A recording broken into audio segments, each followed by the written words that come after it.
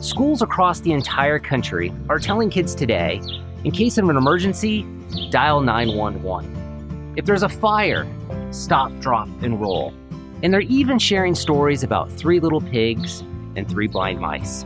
Notice a commonality? All are memorable, and all are built around the number 3.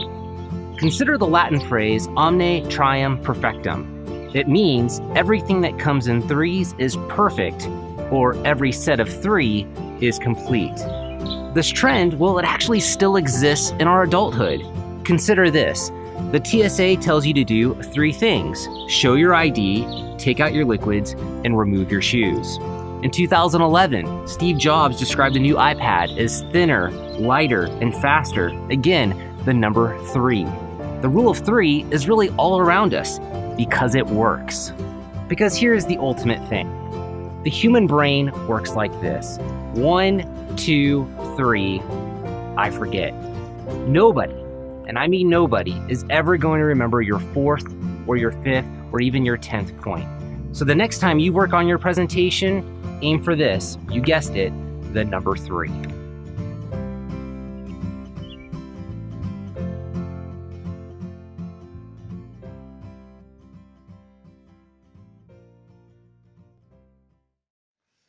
Good evening, Rowan. It's the 19th of August 2016 and it's about 11:15, and I'm obviously making you my usual Friday evening video to reassure you I won't be seducing any priests over the weekend, so you can relax. Anyway, I thought we could carry on our little chat about your crazy bunch of videos that you did about Narnia at the beginning of 2013, January 2013, just after you'd left office as Archbishop of Canterbury at the end of 2012. So we've just seen the video now about a presentation technique known as the rule of 3. It's actually a technique that's used in ritual magic as well. So it's kind of a way of mesmerising people, I think. So I've shown that video because you do actually use that technique in this video. And you also use another technique, I believe, as well in this video, which I haven't shown a clip about, but I'll just explain it briefly. There's a phenomenon known as the primary and recency effect. This is in relation to memory, and basically people are more likely to remember things at the beginning of a presentation and at the end of a presentation, and they're more likely to forget the things that are in the middle. So that's the primary and recency effect, and I believe that you're using that strategy and the rule of 3 in this video, as I shall demonstrate. I have talked about you using other techniques of neuro-linguistic programming before, particularly word wrapping you use. And you do also use pauses to imprint ideas in people's heads, and you also use non-verbal cues. You are using the word wrapping technique a little bit in this video, but mainly you're using the rule of 3 and the primary and recency effect. So here's what you say. I'm going to deal with the whole video in one go, which is about 5 minutes long, the video that I'm talking about this evening. Why Study C.S. Lewis for Easter, I think that was the title. So you say, a lot of people who've been critical with Lewis's Narnia books have said that he seems unusually preoccupied with death. And you emphasise death. A lot of his characters seem to die, and right at the end of the series, the last battle, everybody or nearly everybody is dead. So you've got death, die, dead here. the rule of three. And this is at the beginning of the lecture, at the video rather, so this is the primary effect here, the primary part of the primary and recency effect. So you then go on to say, isn't this a bit morbid, especially with children's books? Isn't this asking children to take on board a lot of experiences and fears and anxieties they're not really ready for? So it is really, and another organisation that does that is Disney. They always have people dying or prominent characters in the films dying, which is quite upsetting for the children, like Bambi's mother getting shot and all this kind of thing. Someone did do some research into it and found out that in Disney films, the mother dies quite often, which is a very traumatic thought for children and causes anxiety. And Disney is part of the New World Order.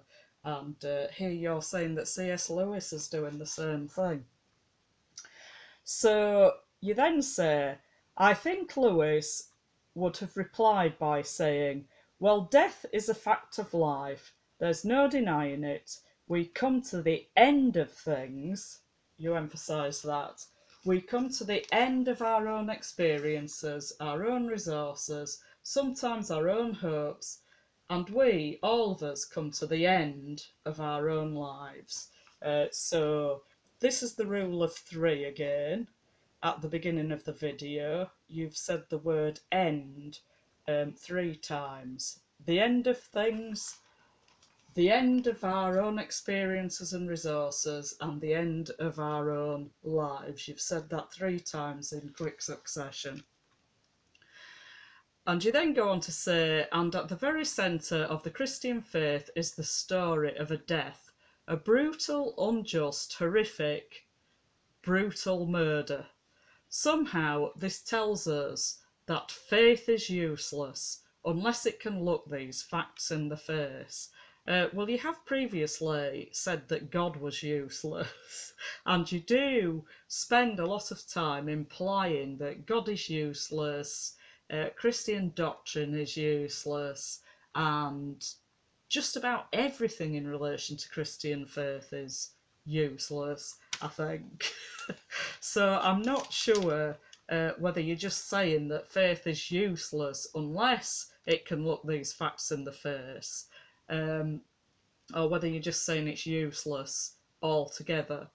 And faith is not an animate thing, is it? So it can't really look anything in the face. A person with faith may be able to look things in the face, but faith itself can't do that because it's not an entity in its own right. So you then go on to say, and again, that is what Lewis is trying to make us do. Not morbidly, but realistically. Would Lewis be doing that really in a bunch of children's books? He wouldn't just be trying to entertain the children then and put in some themes that he thought might be interesting or something like that. So when you say this is what Lewis is trying to make us do, well, who is us anyway? Because he's not really aiming the books at adults, is he? And you've written this book about Narnia, the Lion's World, for adults. You gave lectures about Narnia in Canterbury Cathedral for adults, really encouraging adults to take something from these children's stories, which is quite bizarre, really. Anyway, so you say this is what Lewis is trying to make us do, again and again. Look at these difficult facts in the face. Not morbidly, but realistically. So, in the very first book to be published in the Narnia sequence, The Lion, the Witch and the Wardrobe, there's a rule of three there as well, isn't there? Lion, Witch and Wardrobe. We have to go through the really quite difficult, quite painful account of how Aslan, the great lion, is captured and killed unjustly and brutally. You like the word brutal, actually. You used it in relation to the London bombings hoax, didn't you? It's a favourite word of yours, brutal.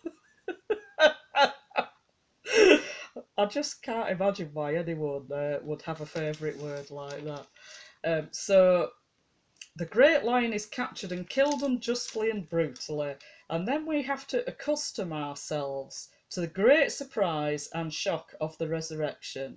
The death is real, and the pain is real, and it's not the end.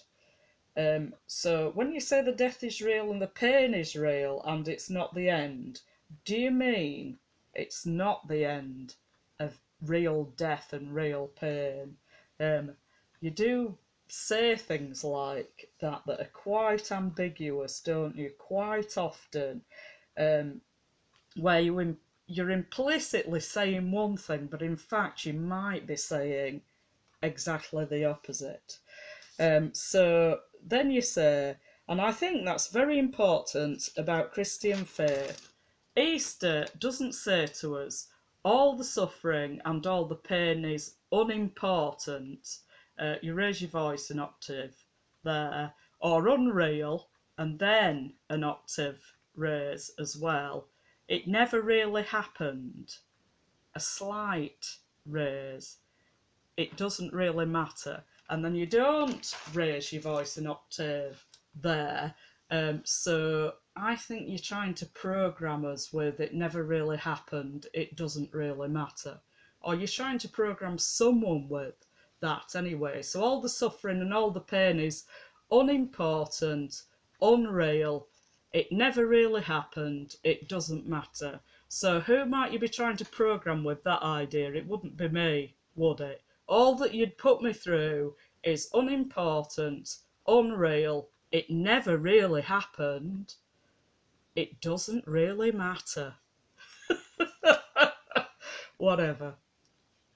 Anyway, moving on. On the contrary, it says this is about as serious and painful as it can get. That reality, that life, which is at the very centre of the universe. You emphasise that. And you're talking about the universe here, so this might be a reference to astrophysical or pretend astrophysical clergy friends of yours. That life which is at the centre of the universe itself, the life of God. Well, the life of God isn't at the centre of the universe, is it? Because God is separate from creation. God transcends creation. God created everything out of nothing. He didn't create everything out of his own being. And it does say this in the first chapter of Genesis, and it's a very basic Christian doctrine which hardly anyone doesn't know, that creation, God created everything out of nothing. So God isn't at the very centre of the universe. He's separate from the universe, and created things are not a part of the being of God.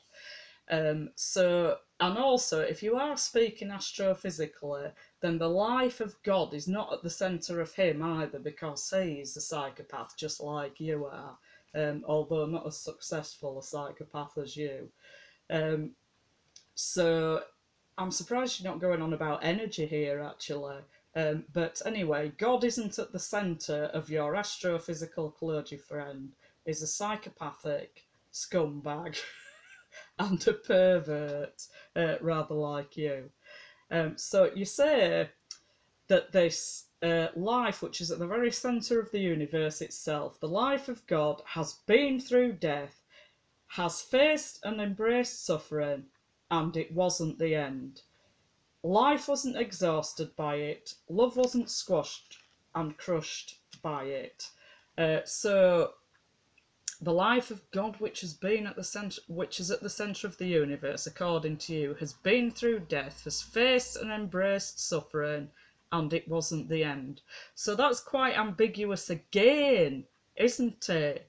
That God has been through death, faced and embraced suffering, and it wasn't the end. So you've presented it in the same way twice. This kind of gives me the impression that you're trying to say it wasn't the end of death and suffering, whereas in fact Jesus did say on the cross, it is finished, as he died. So you then say life wasn't exhausted by it, love wasn't squashed and crushed by it. So I don't know what kind of love you're talking about, because when you talk about love, it kind of usually involves your penis, doesn't it? You think that that's love, forcing yourself on people who don't want you. So you tend not to talk about God, really, do you? You talk to other people through the medium of God, and you present your own personal and political agenda through the medium of God and words and phrases that you've borrowed from Christian tradition and doctrine. So you then say, when we ask as Christians, how do we come to terms with suffering, pain, and failure? Here's the rule of three again: suffering, pain, and failure. The Christian faith doesn't say, well, there's a theory that will solve all of that for you. It says there's a future, not a future in which it'll all be clear, but a future where God will still be God, a future where you'll find yourself loved, and that is really all that matters. So I'm not quite sure that that's exactly what Christian faith says. Well, you say it doesn't say there's a theory that will solve all of that for you. This is in relation to suffering, pain, and death. Well, no, it's more concrete than that, really, isn't it? Because there's not a theory that solves all of that, but there is a solution which solves all of that, because well, this is the gist of it, really, that God created everything perfect, that sin came into the world because Adam and Eve ate from the fruit of the tree of knowledge of all things, and this brought sin and death into the world. God had warned them that this would happen, and Satan said that they wouldn't die. Well, said to Eve, you will not die from eating the fruit of the tree of knowledge of all things, of the knowledge of good and evil. So Satan lied, which you also tend to do rather a lot.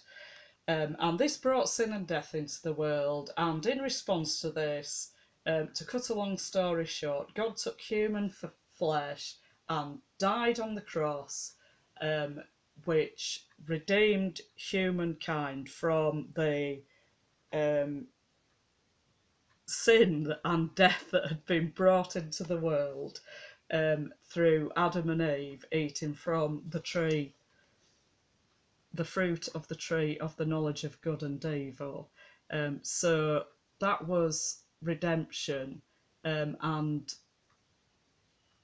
God overcame sin and death in this way, and then Jesus rose from the dead on the third day, and this overcame death. So there is kind of a solution, isn't there, really? You're saying there is no explanation, there isn't a theory that'll solve all that for you, the suffering, the pain, and failure. But in fact, there's something better than a theory, really, according to Christian doctrine. So you're talking crap, really, aren't you?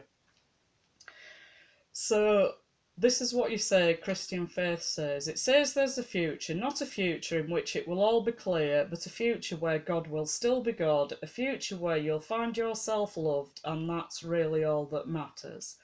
I wonder what find yourself loved means, because it does kind of tend to involve your penis and doing whatever you want, doesn't it? In relation to you, and you have put yourself in the place of God. You are a cult leader. So I'd rather not be loved, thank you. Just stop waving your penis at me. I don't want to be loved. Besides which, as I've said before, I haven't got a microscope, so I can hardly see it. And besides, also, I'm now saving myself for my beloved, aren't I, who is absolutely wonderful, and we're made for each other. So then you say, so the story of the cross and the resurrection isn't a story about how things turned out happily after all, in spite of looking rather unpromising on Good Friday. Well, it is really a story about that. In fact, that's exactly what it's a story about. How Christ overcame sin and death by dying on the cross and rising from the dead. So it is a story, in fact, about it, how it all turned out happily after all, in spite of looking rather unpromising on Good Friday. It's exactly a story about that. So you then say it's a story about the real world we inhabit, a world where people do die, where people suffer horrible injustice, where so many people live lives of, as one great writer said, quiet desperation, and others live lives where they hardly have any opportunity of the freedom and dignity that belongs to human beings, properly in the eyes of God. That is our world. Yeah, it's run by the people who control you, isn't it? So there are a lot of people in that situation who needn't be in that situation if it weren't for scumbags like you. I mean, there were a lot of people in Iraq who were doing quite all right, really, in spite of their difficulties. And if it hadn't been for scumbags like you, then they could still be doing quite all right there, really, couldn't they? In spite of their difficulties, I mean, quite a lot of them would still be alive, and others wouldn't have been maimed and have their houses wrecked and all this kind of thing. So, if people are living lives as quiet desperation, that's the kind of thing you want to um, creating people, isn't it? You've tried to do that to me, tried to demoralise me by hounding me around the country and trying to cause as many problems for me as you possibly could. Absolutely everywhere I went. All under the auspices that I might be a lesbian, according to you, which, as I've said many times before, isn't even any of your business anyway. You're just a disgusting, dirty old man and an Illuminati shill. So that is our world. You're trying to demoralise people with these statements, but you're an engineer of the kind of world where people are failing desperation and demoralisation, aren't you? And you've never really had any success with me, because it doesn't matter how demoralised I get, I'm still not having anything to do with a disgusting, filthy, pervert, Illuminati, shill, satanic filth like you. So don't waste your breath. So then you say, and what we have is not a set of words or a set of ideas, but the promise that God does not desert lives that are lived in the shadow of suffering, that God doesn't go away, you emphasise that no experience can persuade God to give up on this world, that his love stubbornly goes on working through us and in us all the time. Well, that wouldn't be such a bad statement to make if it were God you were talking about and not yourself, who doesn't go away, that no experience can persuade you to give up, and that your penis stubbornly goes on working through us and in us all the time. Well, so you wish. And by the way, it's not customary to refer to God's love as stubborn. I mean, a more appropriate word would be steadfast, really. God is steadfast rather than stubborn. So then you say, and we don't get near understanding that without taking death very seriously. I don't really see why it would be relevant, unless you're trying to threaten me, which you do quite often do that, don't you? And you've got even worse at it over the years, but this was a few years ago. And we don't get near understanding that without taking death very seriously. And at the same time, as Lewis suggests in his books, taking death seriously doesn't mean being morbid. I can't even be bothered to try and unpack that, to be honest. Towards the end of one of the Narnia books, The Silver Chair, there's a conversation between Aslan, the lion, Eustace, the boy from our world, and Caspian, the Prince of Narnia.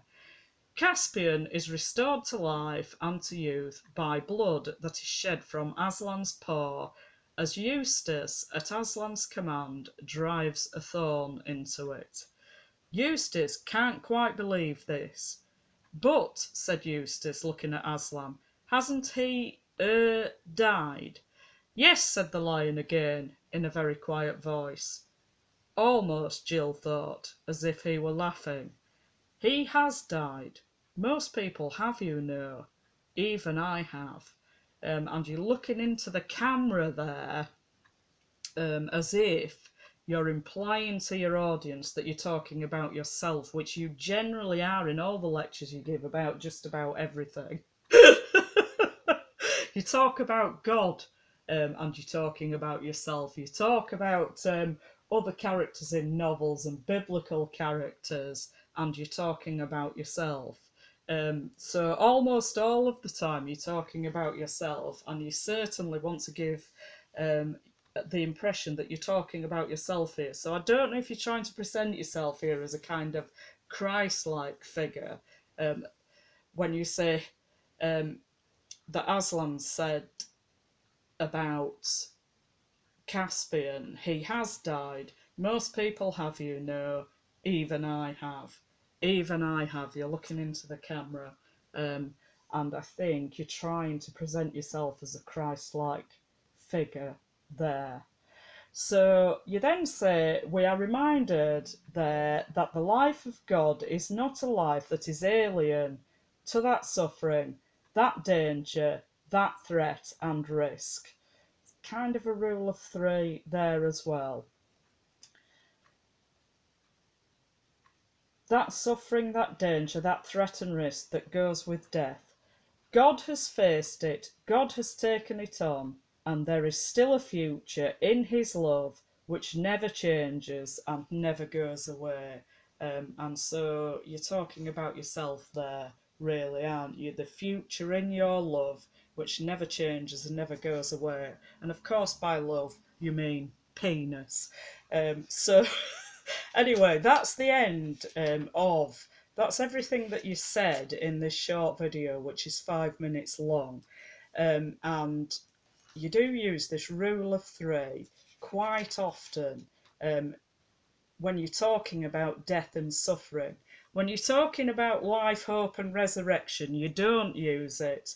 And I did refer to another phenomenon, the primary and recency effect. So you talking about death and suffering and brutal murders and so on at the beginning of the video and also at the end of the video, and you only actually mention life and resurrection very briefly in the middle of the video. So the primary and recency effect would mean that the message that people took out of this video was death, suffering and brutal murder and all this kind of thing, whereas the life, hope and resurrection you've mentioned very briefly in the middle. That's the thing that they would be most likely to forget.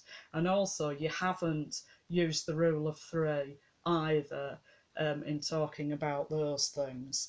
So that's just another technique I think you're using, apart from neuro-linguistic programming, to try and mesmerise people with your satanic ideology.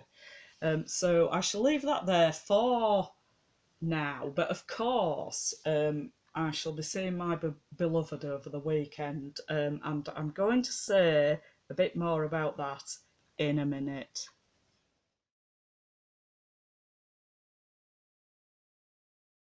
Some people who've been critical of Lewis's Narnia books have said that he seems unduly preoccupied with death. A lot of his characters seem to die, and right at the end of the last book in the series, The Last Battle, everybody, or nearly everybody, is dead. Isn't this a bit morbid? Especially with children's books, isn't this asking children to take on board a lot of experiences and fears and anxieties that they're not really ready for? I think Lewis would have replied by saying, well, Death is a fact of life. There's no denying it. We come to the end of things. We come to the end of our own experiences, our own resources, sometimes our own hopes, and we, all of us, come to the end of our own lives. And at the very centre of the Christian faith is the story of a death. A brutal, unjust, horrific judicial murder. Somehow this tells us that faith is useless unless it can look these facts in the face. And again, that's what Lewis is trying to make us do. Not morbidly, but realistically.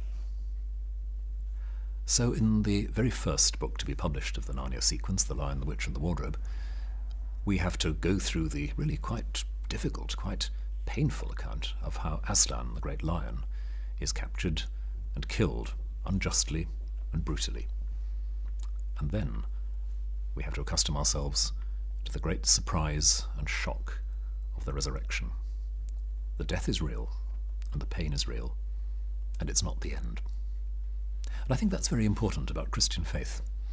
Easter doesn't say to us, oh, all the suffering and all the pain is unimportant, or unreal, it never really happened, it doesn't really matter. On the contrary, it says this is about as serious, as painful as it can get. That reality, that life, which is at the very, very centre of the universe itself, the life of God, has been through death, has faced and embraced suffering. And it wasn't the end. Life wasn't exhausted by it. Love wasn't squashed and crushed by it. When we ask as Christians, how do we come to terms with suffering, pain and failure? The Christian faith doesn't say, well, there's a theory that'll solve all that for you. It says there's a future. Not a future in which it'll all be clear, but a future where God will still be God. A future where you'll find yourself loved. And that really is all that matters. So the story of the cross and the resurrection isn't a story about how things turned out happily after all, in spite of looking rather unpromising on Good Friday. It's a story about the real world we inhabit, a world where people do die, where people suffer horrible injustice, where so many people live lives of, as one great writer said, quiet desperation, and others live lives where they hardly have any opportunity of the freedom and dignity that belongs to human beings properly in the eyes of God. That is our world. And what we have is not a set of words or a set of ideas, but the promise that God does not desert lives that are lived in the shadow of suffering, that God doesn't go away, that no experience can persuade God to give up on this world, that his love stubbornly goes on working through us and in us all the time. And we don't get near understanding that without taking death very seriously. And at the same time, as Lewis suggests in his books, taking death seriously doesn't mean being morbid. Towards the end of one of the Narnia books, The Silver Chair, there's a conversation between Aslan the lion, Eustace, the boy from our world, and Caspian, the prince of Narnia. Caspian is restored to life and to youth by blood that is shed from Aslan's paw as Eustace, at Aslan's command, drives a thorn into it. Eustace can't quite believe this. But, said Eustace, looking at Aslan, hasn't he died? Yes, said the lion, in a very quiet voice. Almost, Jill thought, as if he were laughing. He has died. Most people have, you know. Even I have. We're reminded there that the life of God is not a life that's alien to that suffering, that danger, that threat and risk that goes with death. God has faced it. God has taken it on. And there is still a future in his love, which never changes and never goes away.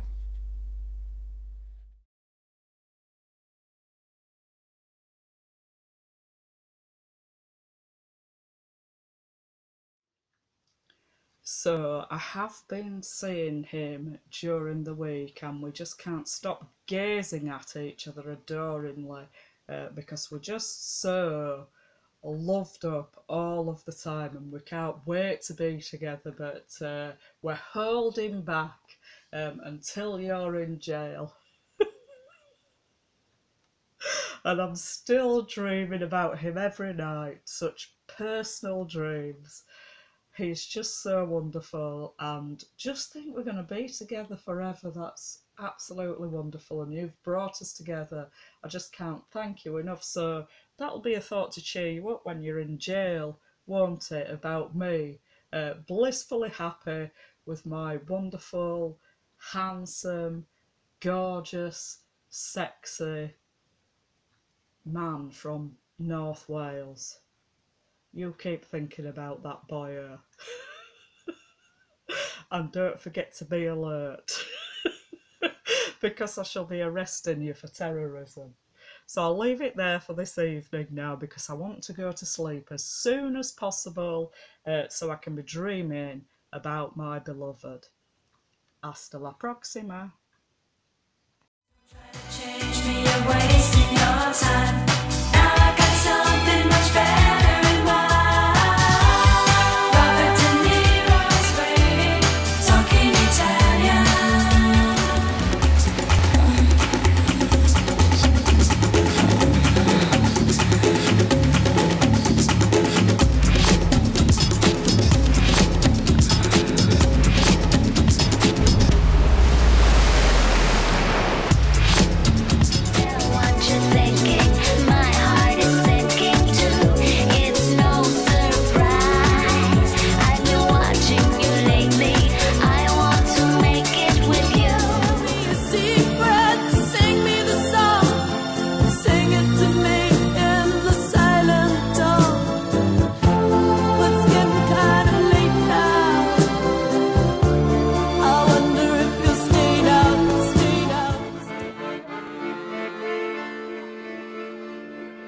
What care I for a goose feather bed?